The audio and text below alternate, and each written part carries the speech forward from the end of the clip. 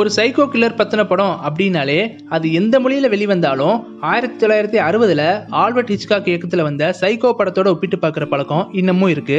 அதனால தானோ என்னவோ 2020 வெளியான மிஷ்கினுடைய சைக்கோ கதையாலும் மேக்கிங்காலும் வேறுபட்டு இருந்தாலும் ஹிச்காக்கு கிரெடிட் கொடுத்துப்பாரு இயக்குனர் மிஷ்கின்.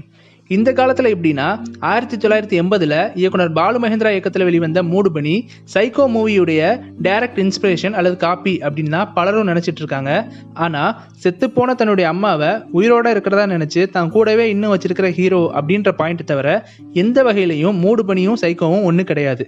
இந்த ரெண்டு படத்துக்கான இன்னொரு ஒற்றுமை, சைக்கோ கில்லர் படம் அப்படின்னாலே கொலை பண்ணுற சைக்கோவுடைய கொலைகள், அதை கண்டுபிடிக்கிற போலீஸ் அப்படின்ற ரெண்டு விஷயம் தான் முதன்மையாக இருக்கும். அந்த சைக்கோ கொலையாளியுடைய உளவியல் ரெண்டாம் பட்சம்தான். ஆனால் சைக்கோ மூடுபனி ரெண்டு படங்கள்லையும் ஹீரோவுடைய எக்ஸ்டர்னல் அண்ட் இன்டர்னல் ஜேர்னி பற்றி தெளிவாக பேசியிருப்பாங்க. மூடுபனி படத்தில் முதன்மை கதாபாத்திரம் சந்திரோடைய எக்ஸ்டர்னல் ஜேர்னி படத்தோட முதல் பாதியாகவும் இன்டர்னல் ஜேர்னி ரெண்டாவது பாதியாகவும் காட்டியிருப்பாங்க. ஒரு ஆண் பெண்களை ரெண்டே வகையில் மட்டும்தான் பார்க்குறான். ஒன்று பரிசுத்தமாக பார்க்குறான், இல்லைனா ப்ராஸ்டிடியூட்டாக பார்க்குறான் அப்படின்ற உளவியல் கருத்து ஒன்று இருக்குது. இந்த தத்துவத்தோட எக்ஸ்ட்ரீம் வெர்ஷன் தான் மூடுபனி படத்துடைய சந்துரு. சின்ன வயசுலேயே தன்னோட அப்பா தவறான ப்ராஸ்டிடியூட் சவகாசத்தால் தன் அம்மாவை அடித்து துன்புறுத்துறத பார்த்தே வளர்கிற சந்துருவுக்கு அந்த வயசுலேயே மனசு ஆழமாக பாதிக்குது. இந்த பாதிப்பு தான் அம்மாவை அளவுக்கு அதிகமாக நேசிக்கிறதுக்கும் ப்ராஸ்டிடியூட் மேலே அளவுக்கு அதிகமாக வெறுப்பு வரவும் காரணமாக அமையுது. இதனால் எந்த ப்ராஸ்டிடியூட்டை பார்த்தாலும் தான் அப்பா கிட்ட தவறான உறவு வச்சுக்கிட்ட பெண் மாதிரியே சந்துருவுக்கு தெரியுது. இப்படி தான் கண்ணில் படுற அந்த மாதிரியான பெண்களெல்லாம் கூட்டிகிட்டு போய் தனிமையான இடத்துல வச்சு கொலை பண்ணுறான் சந்துரு. ஆடியன்ஸ் பாயிண்ட் ஆஃப் வியூவில் இந்த படத்தோட முதல் பாதியை பார்க்கும்போது ஆடியன்ஸோட மனசுலையும் ஒவ்வொரு கொலை நடக்கும் போதும் பாலு மகேந்திரா மாற்றத்தை ஏற்படுத்தியிருப்பார். சந்துரு பண்ணுற முதல் கொலையை பார்க்குற ஆடியன்ஸுக்கு ப்ராஸ்டிடியூட்டை தானே கொலை பண்ணுறாரு, அதனால ஒன்றும் பெரிய தப்பு இல்லையே அப்படின்ற மனநிலை ஏற்படும்.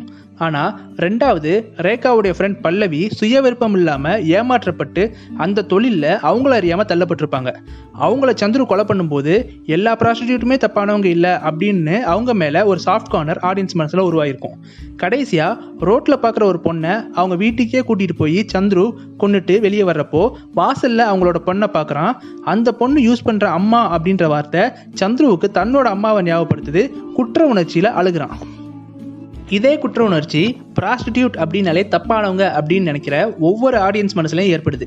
அவங்களும் பெண்கள் தான், அவங்களுக்கும் உணர்வுகள் உண்டு, குறிப்பாக தாய்மைன்ற உணர்வுகள் உண்டு அப்படிங்கிறத அழுத்தமாக பதிவு பண்ணியிருப்பாரு பாலு மகேந்திரா. இந்த சமூக அக்கறை தான் ஒவ்வொரு கலைஞருக்கும் இருக்க வேண்டிய விஷயம்.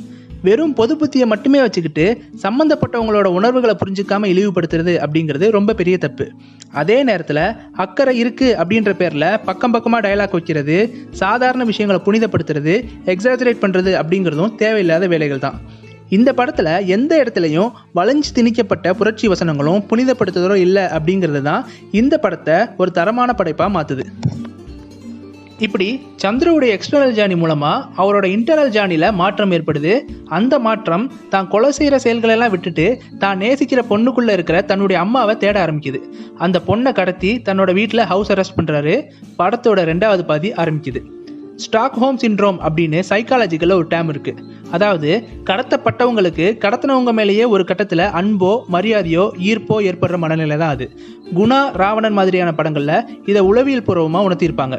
அந்த அடிப்படையிலையோ என்னவோ சந்துரு தான் கடத்தின ரேகா கிட்ட 1 மாதம் மட்டும் தான் கூட தங்கணும், அது வரைக்கும் என் விரல் கூட உங்கள் மேலே படாது அப்படின்ற கோரிக்கையை வைக்கிறாரு. ரேகாவுடைய பிடிவாதத்தால் அதை 1 வாரமாக குறைக்கிறாரு. வார்த்தை அளவில் மட்டுமே ஒத்துக்கிற ரேகா அங்கிருந்து தப்பிக்கிறதுக்கு சரியான சந்தர்ப்பத்துக்காக காத்துட்டு இருக்காங்க. இதே டைமில் ரேகாவுடைய வருங்கால மாமனார் போலீஸ் ஆஃபீஸர் ரகுநாத் பெண்களை கொலை பண்ணுறது, ரேகாவை கடத்தினது ரெண்டுமே சந்துரு தான் அப்படிங்கிறத தன்னோட புத்திசாலித்தனமான தேடல்கள் மூலமாக கண்டுபிடிக்கிறாரு. இந்த டைமில் ஒரு இரவு வேளையில் ரேகாவும் சந்துருவும் தனிமையாக இருக்காங்க. அப்போது சந்துரு ஒரு பாடல் பாடுறாரு. அந்த பாட்டில் ஒரு கட்டத்தில் லைட்டாக ஸ்லிப் ஆகுறாங்க ரேகா, ஆனாலும் சுதாரிச்சுக்கிறாங்க. இந்த டைமில் ரேகாவுடைய தப்பிக்கிற முயற்சியும் ரகுநாத்துடைய தேடலும் ஒரே இடத்துல கிளைமேக்ஸில் சந்திக்குது. இந்த கிளைமேக்ஸ் சந்துரு மேலே ஒரு மிகப்பெரிய பரிதாபத்தை உண்டாக்குற வகையில் அமைஞ்சிருக்கும். ஒரு சைக்கோ கொலகாரனை நினச்சி ஆடியன்ஸ் வருத்தப்பட ஆரம்பிக்கிறாங்க. 1978 வெளியான எழுத்தாளர் ராஜேந்திரகுமார் அப்படிங்கிறவருடைய இதுவும் ஒரு விடுதலை தான் அப்படின்ற தமிழ் நாவல் அடிப்படையாக வச்சு வெளியான இந்த படத்துக்கு ஸ்க்ரீன் பிளே, சினிமோட்டோகிராஃபி, டைரக்ஷன் அப்படின்னு எல்லாமே இயக்குனர் பாலு மகேந்திரா தான். இளையராஜா அவர்களுடைய 100வது படமான இந்த படத்தில் இடம்பெற்ற என் இனிய பொன்னிலாவை பாடல் இப்பவும் பிரபலம். இளையராஜா அவர்கள் திரைத்துறைக்கு வந்த 4வது வருஷத்திலே 100வது படம் அப்படின்றது அந்த காலத்தில் மட்டும் இல்லாமல் எந்த காலத்திலையுமே சாதனை தான்.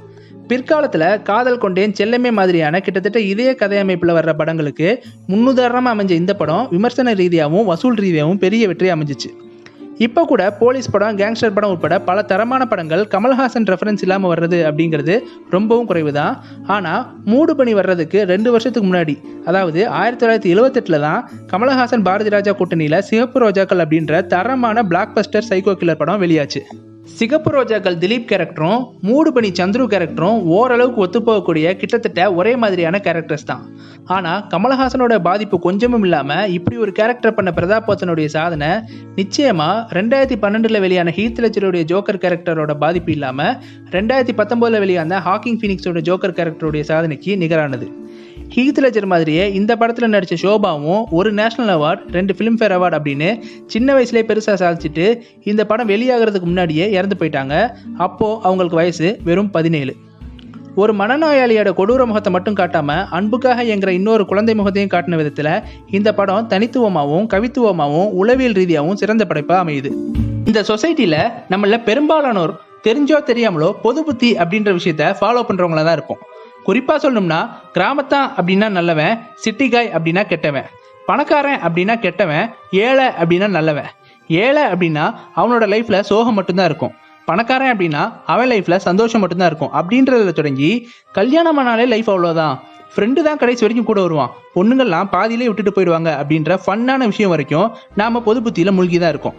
அதுக்காக மேலே சொன்ன விஷயங்கள் எல்லாம் கொஞ்சம் கூட உண்மை இல்லாமல் இல்லை, அதுக்காக அது மட்டும் தான் 100% உண்மை அப்படின்னு நம்புறது தான் பொது புத்தி. இந்த பொது புத்தி நமக்கு ஏற்படுறதுக்கு மீடியாவும் சமுதாயத்தில் விதைக்கப்பட்ட சில விஷய விதிகளுக்கும் முக்கிய பங்குண்டு. இப்போ இதை பற்றி ஏன் இவ்வளோ டீட்டெயிலாக பேசுகிறோம்னா, 2013 டைரக்டர் பவன்குமார் இயக்கத்தில் வெளிவந்த லூசியா அப்படின்ற கன்னட படத்துடைய அஃபீஷியல் ரீமேக்கா 2015 தமிழில் எனக்குள் ஒருவன் அப்படின்ற படம் ரிலீஸ் ஆச்சு. இந்த 2 படங்களையும் கிளைமேக்ஸில் அவ்வளோ சீக்கிரமாக யாராலையும் யூகிக்க முடியாத அளவில் ஒரு ஃபென்டாஸ்டிக் ட்விஸ்ட் ஒன்று இருக்கும். அதுக்கான ஃபோர் ஷேடோ படம் முழுக்க வெறும் க்ளூவாக மட்டும் இல்லாமல் ஓப்பனாக பல விஷயங்களை படத்தில் வச்சுருப்பாங்க. ஆனாலும் அந்த படத்தோட கிளைமேக்ஸை நம்மளால் முதலையே யூகிக்க முடியாததுக்கு காரணம் நம்முடைய பொது புத்தி தான். அதாவது கஷ்டம் அப்படிங்கிறது ஏழைங்களுக்கு மட்டும்தான், பணக்காரங்களுக்கு கிடையாது அப்படின்ற எண்ணம் தான். 2015 வெளியான காக்கா முட்டை படத்தில் பீஸா சாப்பிட நினைக்கிற 2 குழந்தைகளோட பயணமும் அதுக்கு அவங்க எடுக்கிற முயற்சியும் தான் மொத்த கதையும். ஒரு லோ மிடில் கிளாஸ் பர்சன் லைஃப்பில் கூட எட்டக்கூடிய நிலையில தான் பீஸா இருக்குது. ஆனால் பீட்சா சாப்பிட்றத லட்சியமாக வச்சிருக்கிற இந்த 2 பசங்களோட லைஃப் ரொம்ப கஷ்டமானது அப்படின்னு தான் நாம் நினைப்போம். ஆனால் அந்த வாழ்க்கையை அந்த 2 குழந்தைகளும் சுவாரஸ்யமாகவும் சந்தோஷமாகவும் குழந்தைத்தனமாகவும் வாழ்றதை காட்டுறது மூலமாக நம்முடைய பொது புத்தியை உடைச்சிருப்பாரு இயக்குனர் மணிகண்டன். இந்த விஷயத்தை ரிவர்ஸில் லூசியா திரைக்கதையில் முயற்சி பண்ணிப்பாரு பவன்குமார். தான் வாழ்ந்துட்டு இருக்க வாழ்க்கை பிடிக்காம தனக்கு பிடிச்ச மாதிரியான வாழ்க்கையை கனவுல வாழ நினைக்கிற ஒரு தனி மனிதனுடைய உளவியல் போராட்டம் தான் இந்த எனக்குள் ஒருவன். ஒரு மிகப்பெரிய ஸ்டாருக்கு பையனா பிறந்து அந்த ஸ்டார் நம்ம யூஸ் பண்ணி தானும் ஒரு ஸ்டார் ஆகி சில்வர் ஸ்பூன் வாழ்க்கை வாழ்ந்து ப்ரொஃபஷனல் லைஃப்லையும் பெருசாக மெனக்கிடாமல் சாதிச்சு புகழோட உச்சியில் இருக்கிறவங்களுக்கும் லைஃப்பில் தாங்கிக்க முடியாத கஷ்டம் இருக்கும். அதுலேயும் தனக்கு ஒரு சாதாரண வாழ்க்கை வாழ சான்ஸ் கிடைக்கும் பட்சத்தில் தன்னோட பணம் புகழ் எல்லாத்தையும் தூக்கி போடுறதுக்கும் உளவியல் ரீதியாக அவங்க தயாராக இருப்பாங்க அப்படிங்கிறது தான் நிதர்சனமான உண்மை. டி நகர் கூட்ட நெரிசலில் ஷாப்பிங் பண்ணிட்டு இருக்க ஒருத்தன் நினச்சா ஒரு நாள் சூப்பர் ஸ்டாராக கூட ஆகலாம். ஆனால் எந்த சூப்பர் ஸ்டாராலையும் நிம்மதியாக அதே டி நகரில் ஷாப்பிங் பண்ண முடியாது. இதைத்தான் இந்த படங்களில் பேசியிருப்பாங்க. பொதுவாகவே பிரச்சனை இல்லாத மனுஷனே கிடையாது அப்படின்னு சொல்லுவாங்க. ஏன்னா மனுஷனுடைய மனசே பிரச்சனையை எதிர்கொள்றதுக்கு டிசைன் செய்யப்பட்டது தான். ஒருவேளை நமக்கு தேவையானதெல்லாம் கிடைச்சாலும் நம்மளால பிரச்சனையே இல்லாத மாதிரி உணர முடிஞ்சாலும் நம்ம மனசே சாதாரண விஷயத்தை பெருசாக்கி அதை எதிர்த்து போராட ஆரம்பிச்சிடும், அதுவும் நம்மளை அறியாமலேயே. இந்த திரைக்கதையை பற்றி சொல்லணும்னா 2010 கிறிஸ்டோபர் நோலன் டைரக்ஷனில் வெளிவந்த இன்செப்ஷன் படத்துடைய சில தாக்கங்கள் இந்த படங்களில் நம்மளால் உணர முடியும். குறிப்பாக லூசிட் ட்ரீம்ஸ், லிம்போ உட்பட சில விஷயங்கள். ஆனால் இந்த கதை இன்செப்ஷன் மாதிரி குழப்பாம ரொம்ப எளிமையான விதத்தில் எழுதப்பட்டிருக்கும். இந்த படத்தில் விக்கி சொல்கிற விஷயங்கள் அவரோட முரண்பாடான கனவை நமக்கு உணர்த்துற வகையில் அமைஞ்சிருக்கும். விக்கி ப்ரீ கிளைமேக்ஸில் இன்டர்வியூவில் ஒரு விஷயம் சொல்லியிருப்பார். அதாவது இந்த சினிமா உலகம் தவிர எனக்கு வேற எந்த உலகமும் தெரியாது அப்படிங்கிறது தான். அதனால தான் கனவுல அமைச்சுக்கிட்ட ஒரு ஏழ்மையான வாழ்க்கையில கூட சினிமா தியேட்டர் பேக்ரவுண்டா அமைச்சிருப்பாரு. விக்கியுடைய முகம் தெரியாத பல பேருக்கு ரீச் ஆயிருக்கும். அதற்கான ஒரு முரண்பாடா தான் தியேட்டர் லைட்மேனா தன்னோட வேலையை கனவுல வடிவமைச்சிருப்பாரு. ஏன்னா தியேட்டருக்கு வர எல்லாரையும் அந்த லைட்மேன் பார்ப்பான். ஆனா அந்த லைட்மேன் முகத்தை யாருமே பார்த்துருக்க மாட்டாங்க. ரியல் லைஃப் விக்கிக்கு அவன் தேடாத காதலும் தேடின காதலும் கிடைக்கிறதுல எந்த பிரச்சனையுமே இருக்காது. அதனால தான் கனவு வாழ்க்கையில எளிமையா காதல் தனக்கு கிடைக்காத வகையில் அமைச்சிருப்பான். விக்கிக்கு தன் வாழ்க்கையோட மிகப்பெரிய ஆறுதல் துரை அண்ணன் தான். அதனால தான் பெரிய மாற்றங்கள் இல்லாம அதே கேரக்டரை கனவுல உலாவ விட்டுருப்பான். கலர் பிளைண்ட் அப்படின்ற விஷயத்தை வச்சு ஆடியன்ஸோட மனநிலையோட விளையாடின விஷயம் திரைக்கதையோடைய சுவாரஸ்யத்தை அதிகரிக்கிற வகையில அமைஞ்சிருக்கும். விக்கியோடைய தற்கொலை முயற்சியப்போ கனவு வாழ்க்கையும் நிஜ வாழ்க்கையும் இணையிற இடமும் சரி, நிஜ வாழ்க்கை கேரக்டர் லிம்போல இருக்கிற விக்கியை கொள்ற இடமும் சரி, ஸ்கிரீன் பிளே ரைட்டருடைய கிரியேட்டிவிட்டியோடைய மொத்த உச்சம் அப்படின்னு தான் சொல்லணும். ஒரு செலிபிரிட்டி கொஞ்சம் ஆட்டிடியூட் காட்டினாலே உடனே நம்ம ஹெட் வெயிட், ஃபேன்ஸை மதிக்கிறது இல்லை, ரொம்ப திமிரு அப்படின்னு அவங்களோட சுச்சுவேஷன் தெரியாமையே பல வகையில் நம்ம தப்பாக புரிஞ்சுக்கிறோம். ஆனால் அவங்க ஆட்டிடியூட் பின்னாடி இருக்கிற பெயினை நாம் புரிஞ்சுக்கல அப்படின்றதையும் இந்த படத்தில் அப்பட்டமாக காமிச்சிருப்பாங்க. ஃபேன்ஸுடைய அன்புனால அவங்க இழக்கிற பிரைவேசி, புகழ் உச்சியில் இருக்கும்போது அவங்களுக்கு கிடைக்கிற பல மனிதர்களோட பழக்கத்தால் யார் நல்லவங்க யார் தன்னை யூஸ் பண்ணிக்க பார்க்குறாங்க அப்படின்னு கண்டுபிடிக்க முடியாமல் எல்லாத்தையும் அவாய்ட் பண்ணுறது, அதனால் ஏற்படுற தனிமையினால் உண்டாகிற வழி அப்படின்னு ஒரு செலிபிரிட்டியுடைய டார்க் சைடு பக்கங்களை வெளிச்சம் போட்டு காமிச்சிருப்பாங்க. பணம் இருந்தால் நிம்மதி போயிடும், புகழ் இருந்தால் பிரைவேசி போயிடும் அப்படின்னு சொல்கிறவங்க எல்லாமே 2 கேட்டகரியில் தான் இருப்பாங்க. ஒன்று பணக்காரங்களாக இருப்பாங்க, இன்னொன்று பணக்காரங்களை பார்த்து பொறாமப்படுறவங்களா இருப்பாங்க. ரொம்ப மிகச்சிலர் தான் அதை உண்மையாக உணர்ந்தவங்களா இருப்பாங்க. அந்த மாதிரியான ஒரு கேரக்டர் தான் விக்கி. கனவு அப்படிங்கிற விஷயத்த உளவியலாக நம்ம பார்க்கும்போது நம்ம பார்த்த மனிதர்களும் நம்ம அனுபவிச்ச விஷயங்களும் மட்டும்தான் கனவுல வரும். சில பேர் நான் என் லைஃப்பில் பார்க்காத ஒருத்தரை என் கனவுல பார்த்தேன் அப்படின்னு சொல்லுவாங்க. ஆனால் அது உண்மை இல்லை. அவங்க கான்சியஸ் மைண்டில் அவங்கள மறந்துருக்கலாம், பட் சப்கான்சியஸ் மைண்ட் அவங்கள ஞாபகம் வச்சுருக்கோம். அந்த வகையில் விக்கி கனவுல வர்ற பல முகங்களும் அவருடைய ரியல் லைஃப்பில் பார்த்தவங்களாக தான் இருப்பாங்க. திவ்யா, துரை அண்ணன், Vajravel, police officer Paranjothi, drug dealer அப்படின்னு பல பேர் விக்கியோட ரியல் லைஃப்பில் கனெக்ட் ஆனவங்களாக தான் இருப்பாங்க. ரஞ்சித் கேரக்டர் விக்கியோட தற்கொலை முயற்சிக்கு அப்புறம் தான் விக்கி லைஃப்பில் வருவார். அதனால தான் விக்கி கனவுல அந்த கேரக்டர் வந்திருக்காது. இப்படி உளவியல் பூர்வமாகவும் அறிவியல் பூர்வமாகவும் ரொம்ப ரொம்ப யூனிக்காக நுணுக்கமான பல விஷயங்களை இந்த திரைக்கதையில் சேர்த்திருப்பாரு பவன்குமார்.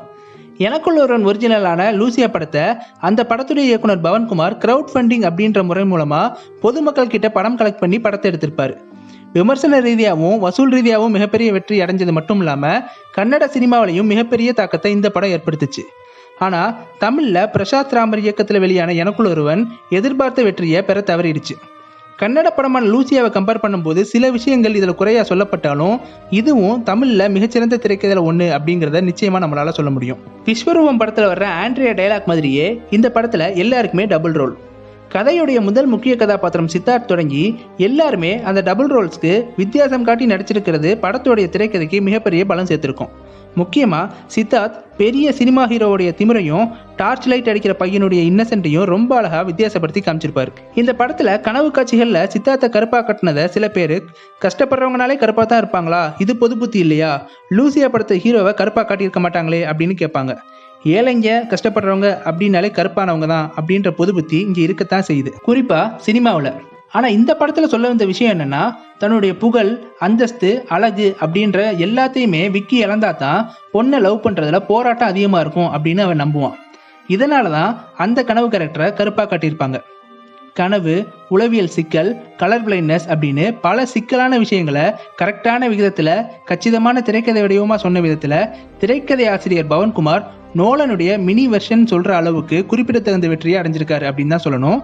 மொத்தத்தில் லூசியா, எனக்குள்ள ஒருவன் ரெண்டுமே தென்னிந்திய சினிமாவுடைய சிறப்பான முயற்சிகள். ஸோ இதுதான் நான் உங்ககிட்ட ஷேர் பண்ணணும்னு நினச்சேன் எனக்குள்ள ஒருவன் திரைப்படத்தை பற்றின என்னுடைய அனலைசிஸ். இந்த வீடியோ உங்களுக்கு பிடிச்சிருந்தா லைக் பண்ணுங்க, ஷேர் பண்ணுங்க, கமெண்ட் பண்ணுங்க. மறக்காம 7 Minute Info சேனலை சப்ஸ்கிரைப் பண்ணுங்க. குறிப்பாக அந்த பெல் ஐக்கானை கிளிக் பண்ணுங்க.